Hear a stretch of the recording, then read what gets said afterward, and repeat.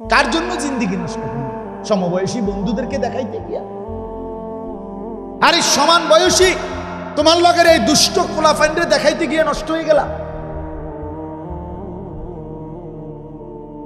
একটা মেয়েকে দেখাইতে গিয়ে চরিত্র নষ্ট করে দিলা।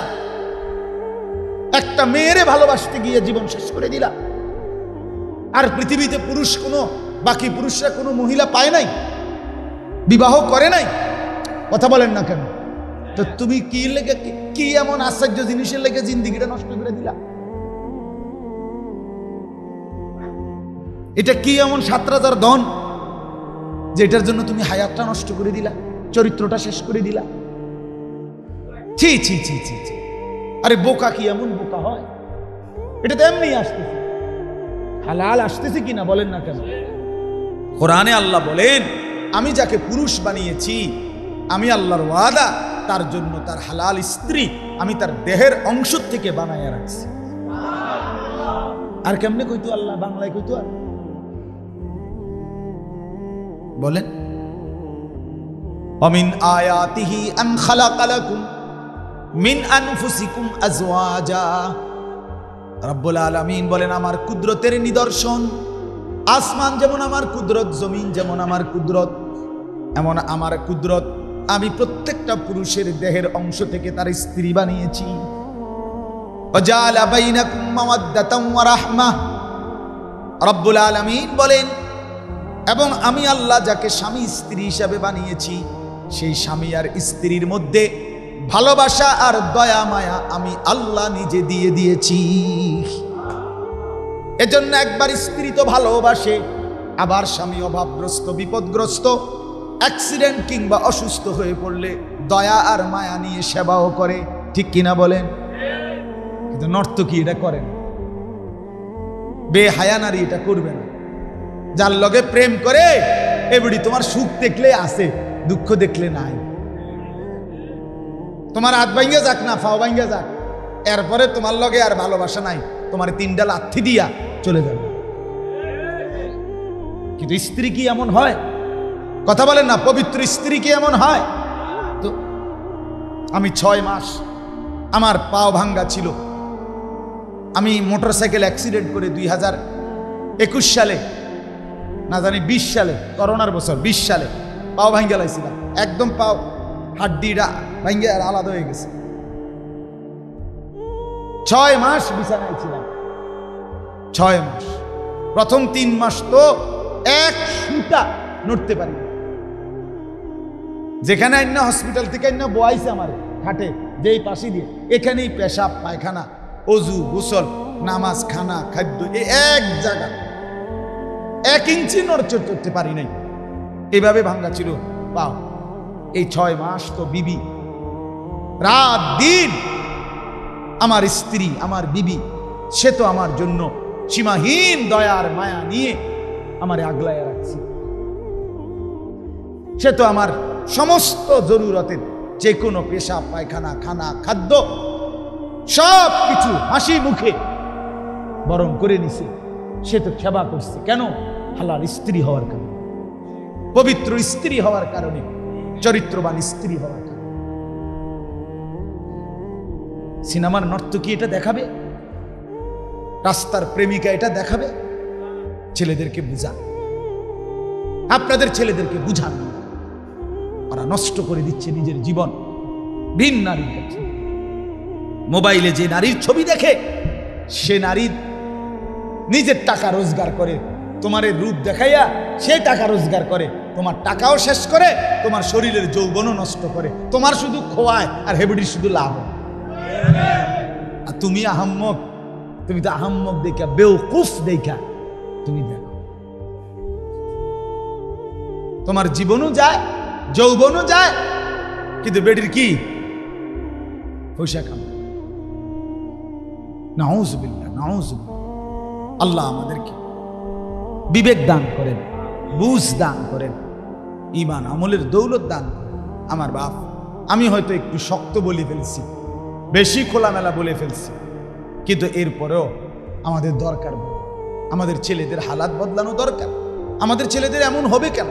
মুসলমানের ছেলে 24টা ঘন্টা মোবাইলের থেকে যেন চোখটাও তুলতেছে, হাঁট চাইতে চাইতে হাঁটে, মোবাইল চাইতে চাইতে হেঁটে হাঁটে, মোবাইল চাইতে চাইতে পেশাব করে, মোবাইল চাইতে চাইতে টয়লেট বাথরুমের মধ্যে আপনার জরুরত সারে, মোবাইল দেখতে দেখতে ভাত খায়। আর এটা কি অপদার্থ? এরকম অপদার্থ হয় কেন?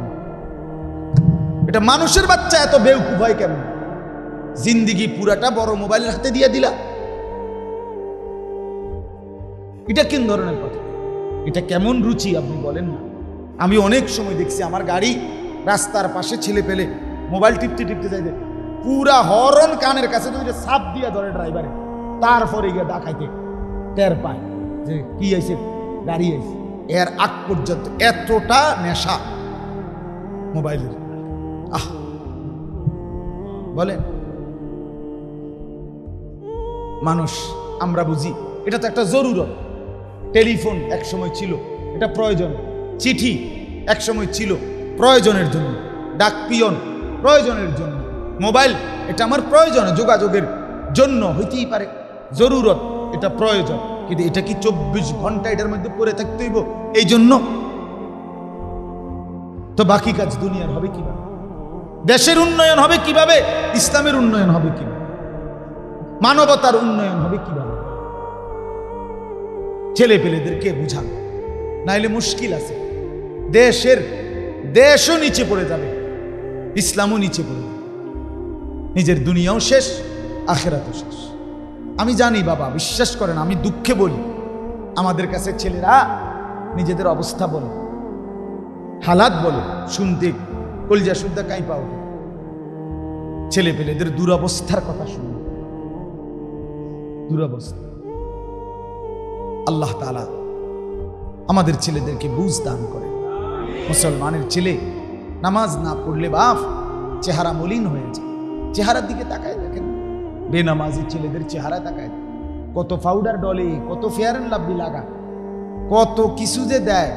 এর পরেও মুহিউস সুন্নাহ হযরত মাওলানা শাহ আবরারুল হক রাহমাতুল্লাহ আলাইহি, ভারতের এক বড় বুজুর্গ, থানভী রাহমাতুল্লাহ আলাইহির খলিফা, তিনি বলেন যে বেনামাজি, যে নাফরমান, হযরত বলেন আমি চ্যালেঞ্জ করে বললাম তোমরা তার কাছে গিয়ে দেখো, তার শরীরের মধ্যেই 24 ঘন্টা দুর্গন্ধ বিরাজ করে। তার শরীরের মধ্যে কি দুর্গন্ধ? এটা শরীরটাই দুর্গন্ধ, দুর্গন্ধ। এজন্য ইমানদার যারা নামাজি মানুষ দেখেন আপনি, এই মুরব্বীদের মধ্যে যারা নামাজি, ছেলেদের মধ্যে যারা নামাজি, এবড়া কোনো এত পাউডার মাউডার কিচ্ছু সেনেও নাই, ডলনও লাগে। নামাজের সেজদাই তার শরীরের মধ্যে পবিত্র ঘ্রাণ তৈরি করে। আপনি দেখেন, আপনি দেখেন। এজন্য দয়া করে আমি যে আয়াতখানা পড়েছি, এটা সরান,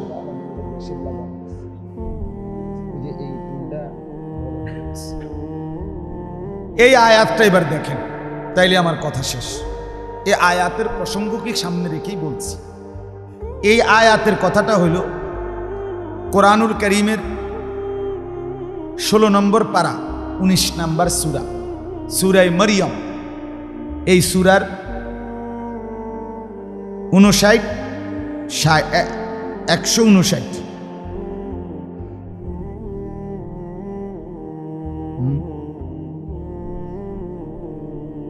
না, শুধু 59-60 এই দুইটা আয়াত তেলাওয়াত করেছে।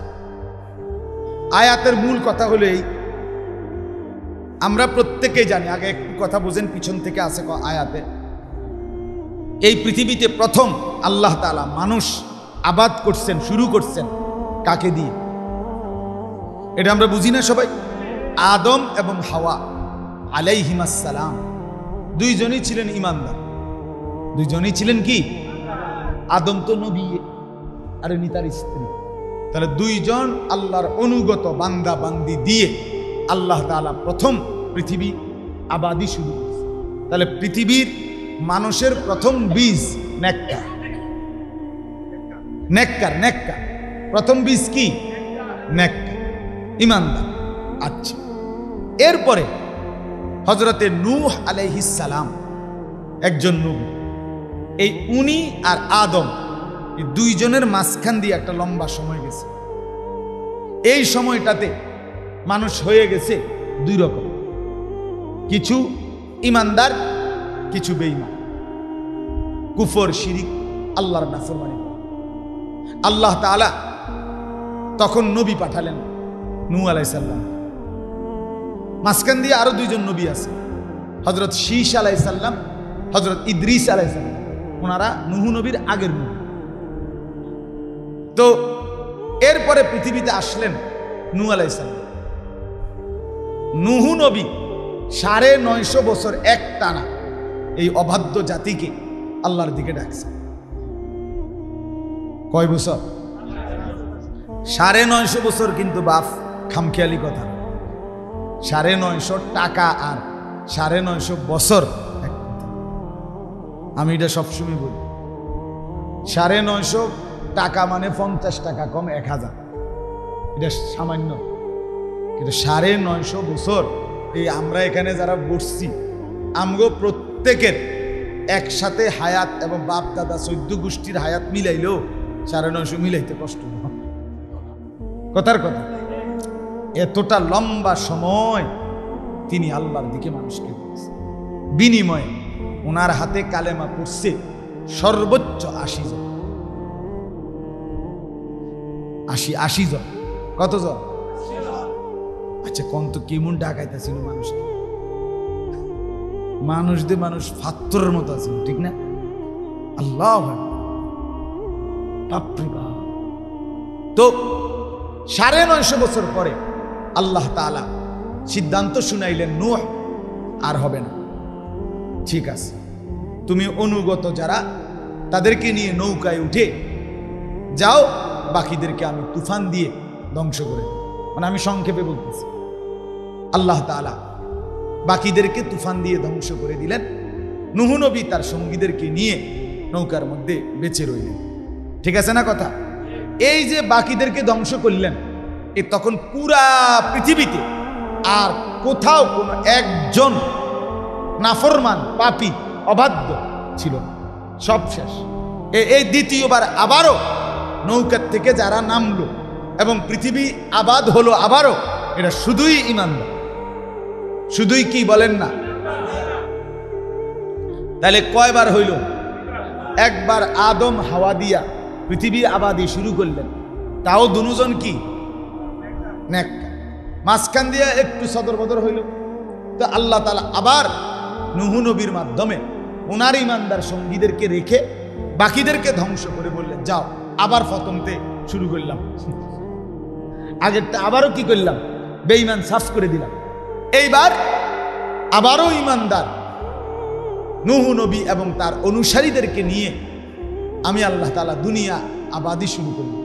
নূহ নবীর আল্লাহ তাআলা বলেন, এইবার নূহ নবী এবং নূহ নবীর বংশধর, আরে অনুসারী, ওই যে 70-80 জন, এদের পরে যারা আসবে কিয়ামত পর্যন্ত, ধীরে ধীরে ধীরে ধীরে এরা এদের উত্তরসূরি।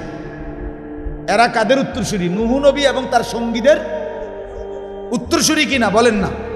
উত্তরসূরি বুঝেননি? ওয়ারিস। আমি আমার বাবার কি উত্তরসূরি, আমার বাবা হলো পূর্বসূরি, আমি হলাম কি উত্তরসূরি। তাহলে পূর্বসূরি হলো নূহ এবং তার ইমানদার সঙ্গীরা, আর এরপরে যারা আসবে কিয়ামত পর্যন্ত তারা কি উত্তরসূরি। এই আল্লাহ তাআলা এই আয়াতে 59 নম্বর আয়াত এবং আগের আয়াত থেকে আল্লাহ বলছেন, এই পরবর্তী উত্তরসূরি হবে দুই রকম, পরবর্তী জেনারেশন হবে দুই রকম। কয় রকম? ওয়ারিস হবে দুই রকম, এক উত্তম ওয়ারিস, দুই নিকৃষ্ট ওয়ারিস। একদল হবে সর্বযুগে, আল্লাহ বলেন সর্বযুগে একদল থাকবে উত্তম ওয়ারিস, উত্তম উত্তরসূরি, আরেক দল হবে নিকৃষ্ট উত্তরসূরি। দেখার বিষয় হলো তুমি কোন দলে, খালাস। দেখার বিষয় হলো আমি কোন, কথা বুঝেন নাই? এখন আল্লাহ তাআলা বলেন উত্তম উত্তরসূরি হবে কারা, উত্তম ওয়ারিস হবে কারা? আল্লাহ তাআলা বলেন উত্তম উত্তরসূরি হলো তারা আল্লাহর আয়াত, আল্লাহর কোরআন, আল্লাহর ওয়াহি, আল্লাহর নাম শুনলেই যারা সেজদায় লুটিয়ে পড়ে আল্লাহর ভয়ে কাঁদতে শুরু করে। সর্বযুগে সর্বকালে গোলামি সেজদা যারা করে, আল্লাহর ভয়ে যারা কাঁদে, আল্লাহ তাআলা বলেন তারাই হলো কিয়ামত পর্যন্ত যে যুগেই আসুক সে ওই নূহ এবং তার ঈমানদার সঙ্গীদের সার্থক উত্তম জেনারেশন। বুঝতেছেন? খুব কঠিন হয়ে গেল কথাটা, সহজ কথা। আপনি এতক্ষণ লাগাইয়া আপনার ঘরে মনোযোগ করাইলাম, ওনার কঠিন হবে কেন? এতগুলো দমকাদমকি আগের উদ্দেশ্যই তো হইল মনোযোগ দিয়ে শুনে লাগে, নাহলে এই সেটা কারুর হয়ে গেল। কথা বুঝছেন? আমি একবার এক জায়গায় বয়ান করছি, আর আমার মাঝখান থেকে এক বুড়া মানুষ মুরব্বী এবার আইজগা বিড়ির জান শেষ, বিড়ির জান শেষ, আইজগা যেই ডলা দিচ্ছে আইজগা বিড়ির জান শেষ। এই জন্য বললাম আসলে এতগুলো কথা ধমকাধমকি করার মাকসাদ আমনগর লগে আমার একটা বিরাট কাজ যায় লেগে তো নাকি? কথা বলেন না? কোনো ঝগড়াঝাটি আছে? কোনো মহব্বতে বলছি, মহব্বতে বলছি, ভালোবাসায় বলছি, ভালোবাসায় বলছি। আমি প্রতিদিন বলি বাপ, মাকসাদ একটাই, আমরা কেউ বলে কেউ শোনে, কিন্তু উদ্দেশ্য কি? উদ্দেশ্য মিলেমিশে একসাথে হব জান্নাতি। এটাই আমার একসাথে জান্নাতি হতে চাই, বড় মজা হবে বাপ। ভুল কইরেন না বাবারা, ছেলেরা বাপ ভুল করো। কাফের বন্ধু হয় না, দুশ্মন বন্ধু হয় না। এই ফেসবুকওয়ালা ইউটিউবওয়ালা আমাদের বন্ধু, আমাদের বন্ধু আল্লাহ, আমাদের বন্ধু রাসূলুল্লাহ সাল্লাল্লাহু আলাইহি ওয়াসাল্লাম, আমাদের প্রিয় কাবা, আমাদের প্রিয় মদিনা। পরশুদিন আমার এক কাছের মানুষ, কলিজার টুকরা মানুষ, আমার বন্ধু নুরুল আলম কোম্পানিগঞ্জের ব্যবসায়ী, আমার শায়েখ আরিফ বিল্লাহ আল্লামা মুফতি মুশতাকুর নবী সাহেবের একেবারে কলিজার মানুষ। সে উমরা থেকে আসছে, এই 2-3 দিন। আমারে বলতেছে ভাই, রাত্রে ফোন দিছে, আমারে বলতেছে ভাই আপনি এক কথা বলছেন, এই কথাই উমরায় বারবার মনে হয়েছে, আপনার জন্য দোয়া করছি। কি বলছিলাম? আমি বলছিলাম যে এই চোখ, এই 2 চোখ, যেই চোখ কালো গিলাফ দেখে নাই, সবুজ গম্বুজ দেখে নাই, সে চোখ দেখল কি? সে চোখ জীবনে দেখল কি? মক্কার কাবা ঘরের কালো গিলাফ যে দেখে নাই, মদিনার রওজা পাকের সবুজ গম্বুজ যে চোখ দেখে নাই, আহা সেই চোখ আর দেখলোটাই কি? দেখার মজা পাইলই কি? দেখার স্বাদ পাইল কি? নবী সাল্লাল্লাহু আলাইহি সাল্লাম যেখানে সশরীরে আছেন, জীবিত আছেন, সেখানে গিয়ে দাঁড়াইতে পারার মতো সৌভাগ্য জীবনে আর আছে কি? আরে যদি 1 কোটি টাকা ব্যয় হয়, মুমিনের স্বপ্ন থাকা উচিত যে বন্ধুর সামনে একবার গিয়ে দাঁড়াবো। সুপারিশ চাইবো যার কাছে, তার সামনে গিয়ে দাঁড়াবো। হাউজে কাউসারের পানি চাইবো যার কাছে, তার সামনে গিয়ে একবার দাঁড়াবো। এর চাইতে বড় স্বপ্ন মুমিনের আর কি হতে?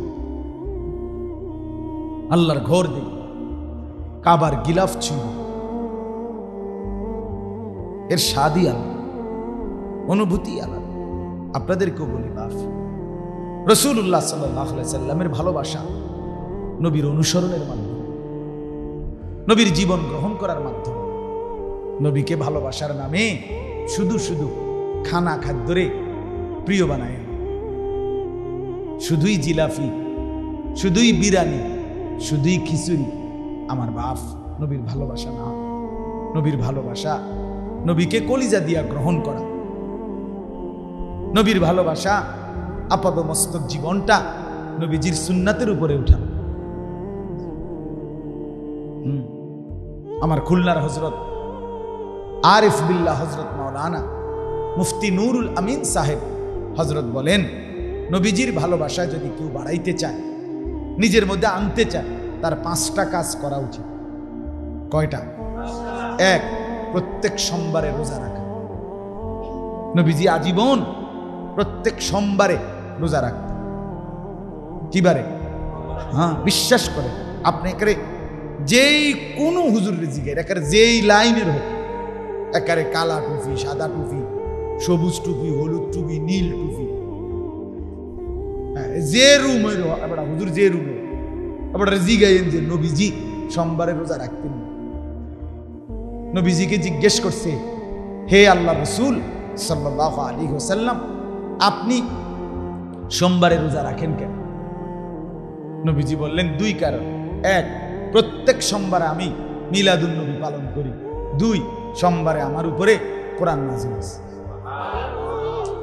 ফিহি বুলিত, তরজমাটাই নবীজি বলেন, আমি সোমবারে জন্ম নিয়েছি, আমার উপরে সোমবারে কোরআন নাযিল হয়েছে। আমার বাপ একেবারে স্পষ্ট কথা, একেবারে খোলামেলা কথা, পরিষ্কার কথা। নবী নিজে বলেন, প্রত্যেক সোমবারে আমি রোজা রাখি এজন্য যে আমি জন্ম নিয়েছি। বুলিত্তু, আমার মিলাদ। তাহলে নবী নিজের মিলাদ প্রতি সোমবারে বছরে 52 সপ্তাহ নবী মিলাদুন নবী পালন করতেন। আমনে কেন বছরে একদিন পালন করবেন? আমনে কেন মাসে একদিন পালন করবেন? কথা বলেন না কেন? আমার এই কথাটা যদি মিথ্যা হয় তো আমনে আমারে আবার যে হুজুরে বলছে মিথ্যা, এটা জানাইয়া আমনে আমারে খবর দিলে, আমি চ্যালেঞ্জ করলাম, এই ভিডিওতে রেকর্ডিং হবে, আমনে আমারে আবার খবর দিয়েন, আমনে গো মাইজ রাস্তাতে আমার বিচার হইবে। একের রাস্তার মাইজখানে বিচার হইবে।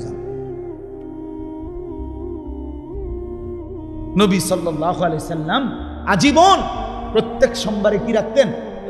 এবং নিজে বলছেন কেন? উত্তর দিছেন নবী, আমার মিলাদ, আমার জন্ম। তাহলে তিনি মিলাদুন নবী পালন করতেন 52 সপ্তাহ। দুই নাম্বার হলো তিনি মিলাদ পালন করতেন না খাইয়া। রোজা মানে তো সকালে পরোটা, দুপুরে ভাত আর সন্ধ্যায় ইফতারি, এটারই তো রোজা বলে। তাহলে না খাওয়াকে রোজা বলে না খাওয়াকে রোজা বলে? তো তিনি রোজা রাখতেন, মিলাদ পালন করতেন না খেয়ে। আমনে কোন খাইয়া? হ্যাঁ, আমনে বিরিয়ানি, খিচুড়ি, আমনে ডেগে ডেগে 18 ডেগ। হ্যাঁ, আচ্ছা, আমার কথা কাটসাট, রাগ হইয়েন না। আমনে আমি দুজনে হাসরের ময়দানে থাকবো। আমনও জিগাইবেন, আমিও জিগাবো, বুঝা পড়া হবে। সে রাসূলুল্লাহ সাল্লাল্লাহু আলাইহি সাল্লামের সামনে আমনও যাইতে হবে, আমিও যাইতে হবে। হবে কিনা বলেন না কেন? তো দুজনে মনে রাখছেন কথাই, দুজনে জিগাবো, সেদিন ফয়সালা হবে কারমা আছে কারমা না। কথা বুঝছেন?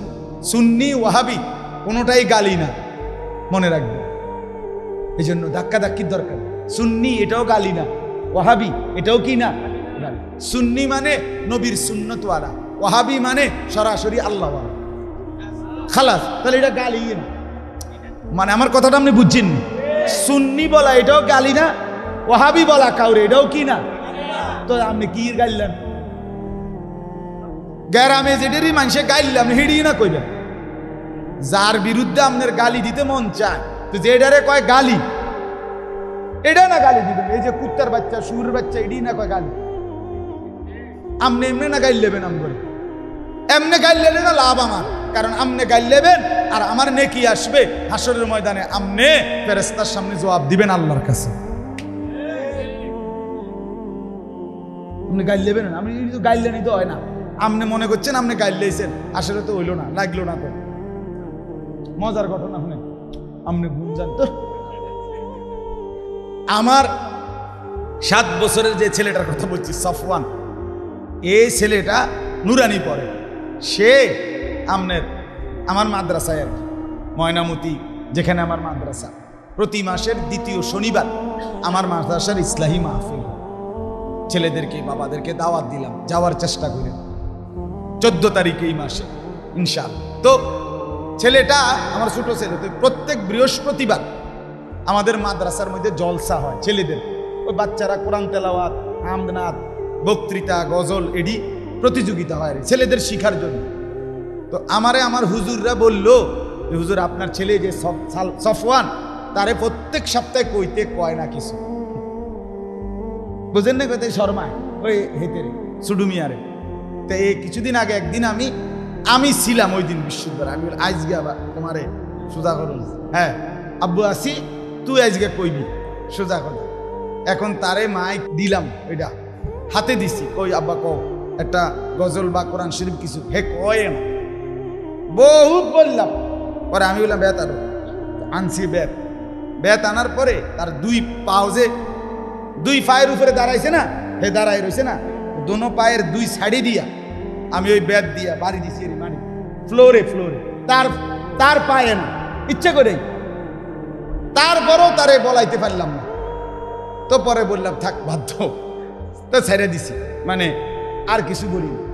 এইতে করছি কি, আমার এই ছোট ছেলে রাত্রে যখন আমি বাসাতে আইছি আমার কাছে এক আব্বু লাগছে না, কি লাগছে না বুঝছেন নি আপনি হিসাবটা, ওই যে দোনো ছাড়ি দিয়ে দিছি যে বাড়ি, তে তো মনে করছে আপনি তো ফিরছিলাম কিন্তু কি হইছে না, আসলে তো আমি ইচ্ছা করে কি করি নাই। হেতে কয় কি কয় লাগছে না, আমার এখন মনে হয় এই কথা যে আরে আপনি যে আমার ওয়াহাবি গালি দেন, লাগে না তো, না লাগছে না তো, গালি তো লাগছে না, আপনি যেটা কইলে গালি হয় সেটা না গাইলে মানুষে গ্রাম দেশে বেড়িতে কাজা লাগলে যে গাইলে আপনি শুনেন না, হেন থেকে 2-4টা গালি দেন। ওহাবি তো কোনো গালি না, কথা বোঝেন, পৃথিবীর কোনো অভিধানে যে ওহাবি একটি গালি, এ কথা পৃথিবীর কোনো কিতাবে, বইতে, ডিকশনারিতে, অভিধানে কোথাও না। তো তাহলে আমি এটা কই থেকে গাইলাম, এটা লাগছে না তো, এটা তো সফওয়ানের মতো হইল। এই জন্য মূলত মাকসাদ কি না বাবা, ঠেলা ঠেলি না, মূলত মাকসাদ কি না, মূলত মাকসাদ এটা না, ধাক্কা ধাক্কি মাকসাদ, মিলেমিশে জান্নাতি হতে চাই। কি হতে চাই বলেন না, ये चमन सहरा भी होगा, ये खबर बुलबुल को दो ताकि अपनी जिंदगी को सोच कर कुर्बा करे। এই দুনিয়া, এই সুন্দর সাজানো বাগান মরুভূমি হয়ে যাবে। কবি বলেন এই খবর পাখিকে বলিও, যে পাখি ফুলের উপরে বিচরণ করছে মজা করে, তাকে বলো হে পাখি বুলবুলি, মনে রেখো এই সুন্দর বাগান থাকবে না, তাকে আপনি জিন্দগি কো সোচ কর কুরবা করে, যেন সে ভেবে চিনতে নিজের জীবন শেষ করে। হ্যাঁ নবী বললেন এটা উত্তম, তবে তুমি চাইলে এর চাইতে বেশি পড়ো। আল্লাহর নবীর সাহাবী বলেন হে আল্লাহর নবী, আমার মন চায় তাইলে আমি অতিরিক্ত সময় যে দূর পাই পুরাটা টাইম আপনার উপরে শুধু দুরূদ পড়ি। নবী বললেন তাহলে এটাই তোমার জান্নাতের জন্য যথেষ্ট হবে। তাহলে এটা অনুষ্ঠান, কথা বলেন না কেন? এটা মহব্বত যার যত বেশি সে পড়বে তত বেশি। হ্যাঁ, আমি আমার খুলনার হজরতের কাছ থেকে এই দুরুদ সালামের বই, আমি হজরতের, আমার না হজরতের বইগুলো 2টা বই নিবেন, পড়ে দেখবেন রাসূলুল্লাহ সাল্লাল্লাহু আলাইহি সাল্লামকে স্বপ্নে দেখার আমল এখানে আছে। কি আমল করলে নবীজি সাল্লাল্লাহু আলাইহি সাল্লামকে স্বপ্নে জিয়ারত নসিব হবে। আমার বাপ, এবার আমি শেষ করি কথাটা। এই আয়াতের তরজমা উত্তম উত্তরসূরি আপনারা বুঝছেন কারা? যারা আল্লাহর সেজদা করে এবং আল্লাহর ভয়ে কি করতে থাকে? কাঁদতে।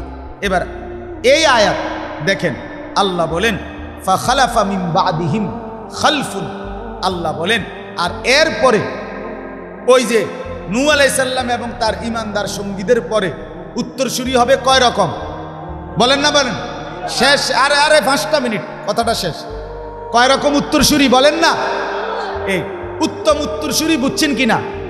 যারা আল্লাহকে সেজদা করে এবং কি করে? আল্লাহর ভয়ে কি করে?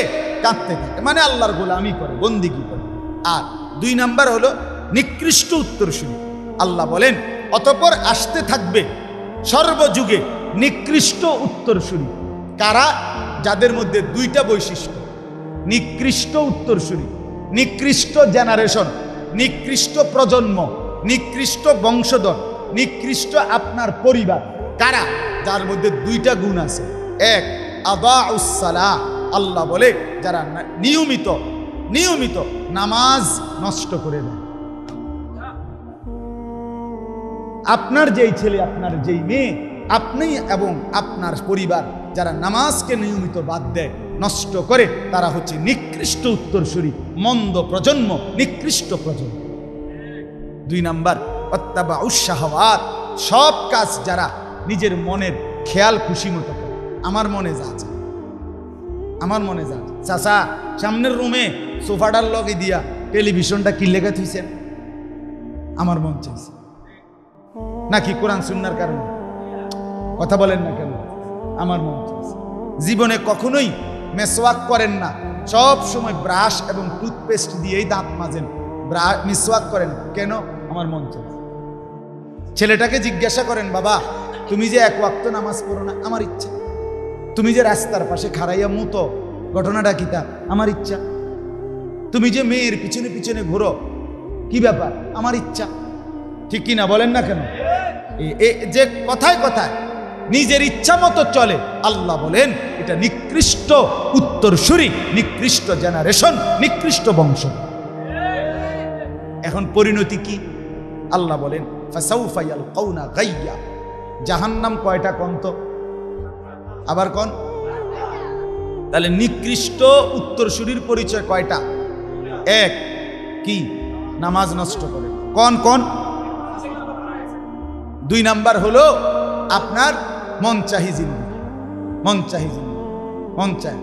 নামাজ ইচ্ছাকৃতভাবে ছেড়ে দিবে, এটা না, আরো আশ্চর্য হবে, এটা করলে তো আরো মারাত্মক কথা। নামাজ নষ্ট করার অর্থ কি? যে নামাজ পড়ে না সে না। হ্যাঁ, বুঝেন নাই কথাটা শরীফ ভাই? না না না, বেনামাজি না, নিকৃষ্ট, নিকৃষ্ট উত্তরসূরি সে। আল্লাহ বলছে যে নামাজ পড়ে না, হইতে না, হইতে না, হইতে না। যে নামাজ পড়ে এই লোক কিরকম? যে নামাজ পড়ে কিরকম নামাজ? 1 নাম্বার, যে জামাত ত্যাগ করে সে নামাজ নষ্ট করে, খোদার কসম তাফসীরে।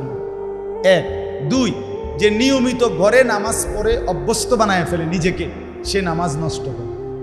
3, নামাজের ফরজ, ওয়াজিব, সুন্নত, মুস্তাহাব ঠিক মতো যে আদায় করে না, সে নামাজ নষ্ট করে।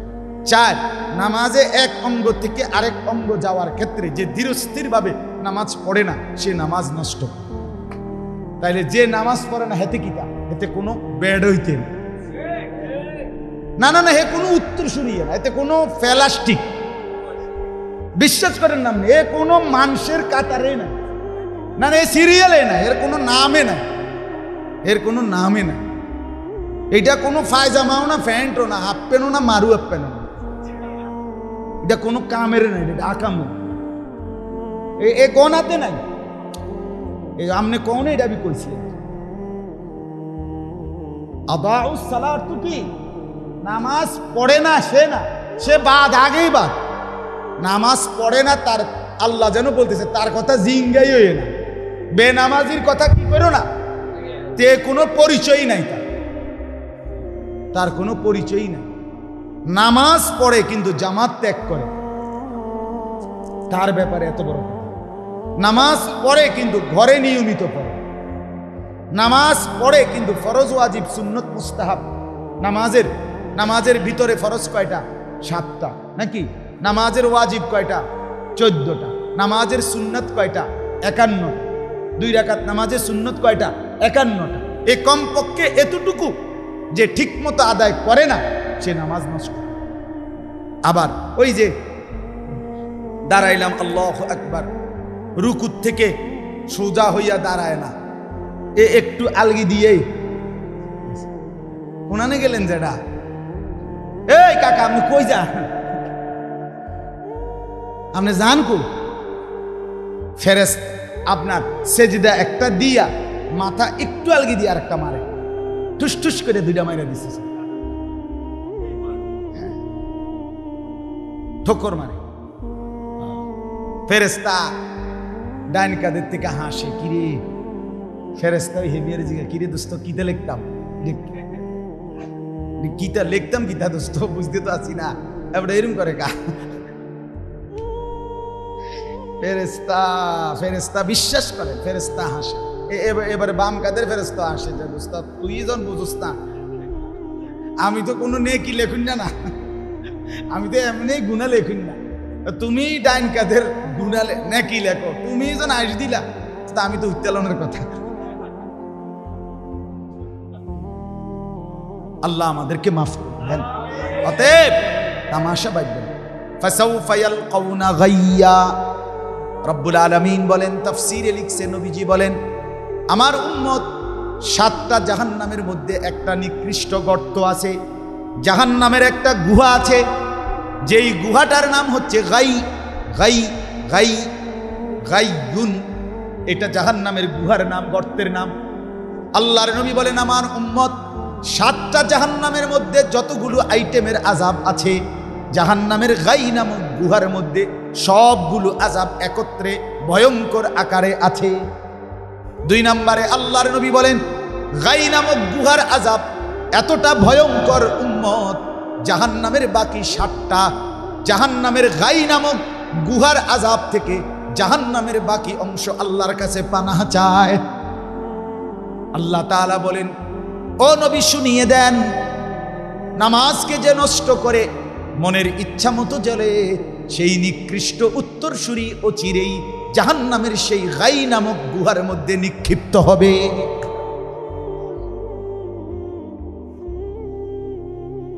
বন্ধু আমার, নাফরমানি কইরা তোমরা যেমন ভাত খাও, সেজদা দিয়েও আমরা ভাতে খাই, অতিরিক্ত কোনো বেনিফিট নাই। জিনারে ভাইয়া, তুমি যেটারে ফাঙ্গাস খাও, আমরা কোন এটারে তেলাপিয়া করি না। একই কথা, ঠিক কিনা বলেন? সেজদাওয়ালা গরুর গোশতে যে মজা পায়, সেজদা ছাড়াওয়ালাও একই মজাই।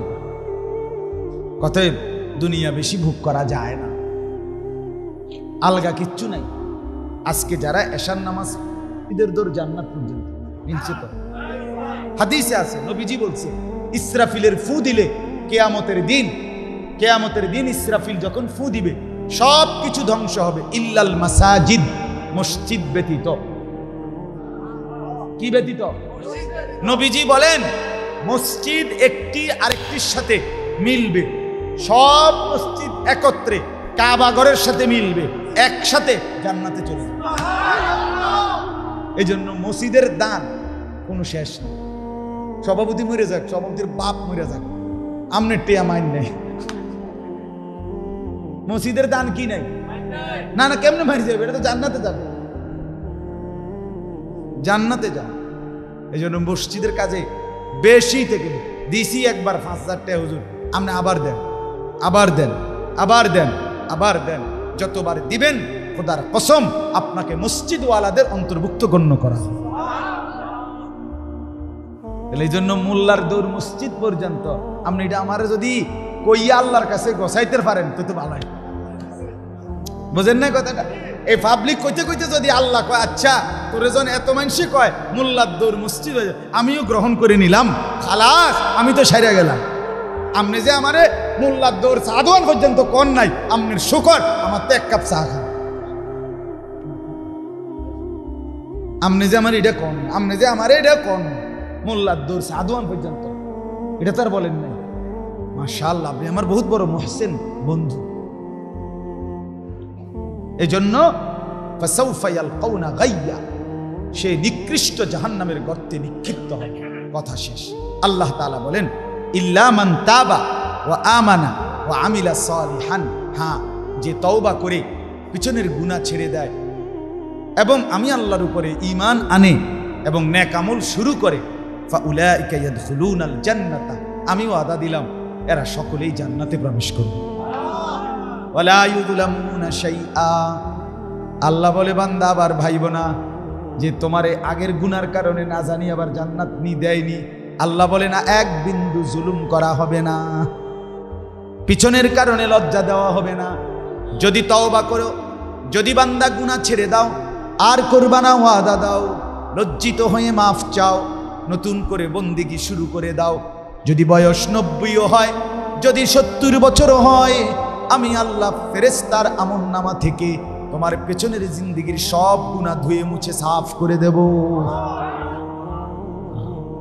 এটাই শুধু, এটাই শুধু। আর লজ্জা দিবেন মানে বুঝেন নাই কথাটা? জুলুম করে, লজ্জাও দিবে না, জুলুমও করবে। মানে কি? মানে হলো আমরা দুনিয়ার মধ্যে অনেক সময় বলে ফেলি, বেচারা অন হয়তো নামাজ রোজা ধরছে, দাড়ি রাখছে, আল্লাহ বিল্লাহ শুরু করছে, এবড়া কয় আরে এদিন কেন চিনি না আপনারে, হ্যাঁ নতুন বুজুর্গির ভাব লইছেন। বুঝেন না কথাটা? আমনে কি জাতের আছিলেন আমরা জানি না, কথা বুঝছেন? এরম টিটকারি দুনিয়ার মানুষ করতে পারে, কিন্তু আল্লাহ তাআলা বলেন, বান্দা আমার একটি ফেরেশতা কবর থেকে নিয়ে জান্নাত পর্যন্ত তোমারে কিচ্ছু বলবে না। কেউ শরম দিবেন, কেউ কিছু বলবে। আমি আছি না তোমার, আমি আছি না। আমার সামনে আমার প্রিয় বান্দা তওবা করে ফিরে আসছে, এই তুই কবরের কে? আল্লাহ ফেরেশতাকে দিবে না, এই বেটা তুই কে? এটা আমার না। বান্দা যখন তওবা করে, নবী বলছে আল্লাহর হাবিব, আল্লাহর বন্ধু হয়ে যায়। আল্লাহ যখন তওবা করে, দুনিয়ার মানুষ মাফ চাইলে কি করে? যদি মাফ করে দেয় মানুষ কি কয়? আচ্ছা মাফ করে দিলাম, যাও। ঠিক কিনা বলেন? আচ্ছা মাফ করে দিলাম, যাও। একদম আর কখনো যেন এমন না হয়, ঠিক আছে না? ঠিক আছে যাও। তো ছেলেটা চলে যায়, এই তো না? রব্বুল আলামিন বলে, আমি যখন কাউকে মাফ করি তখন আমি এ কথা বলি না যে মাফ করে দিলাম যাও। আরে বলে কি, আমার বান্দা কই যাবে?